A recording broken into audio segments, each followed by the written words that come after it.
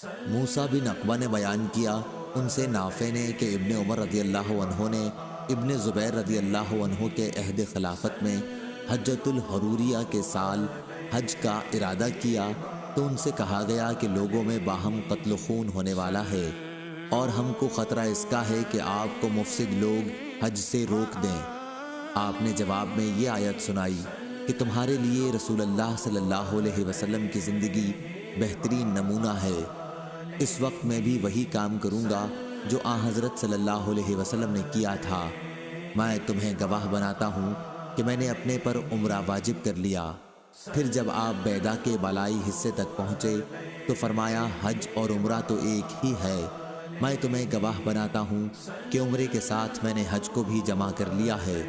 پھر آپ نے ایک ہدی بھی ساتھ لے لی جسے ہار پہنایا گیا تھا، آپ نے اسے خرید لیا یہاں تک کہ آپ مکہ آئے تو بیت اللہ کا طواف اور صفا مروہ کی سعی کی۔ اس سے زیادہ اور کچھ نہیں کیا۔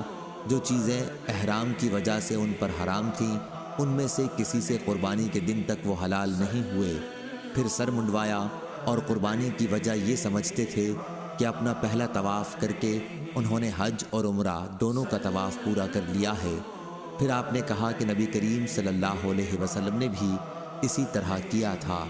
صحیح بخاری حدیث نمبر 1708۔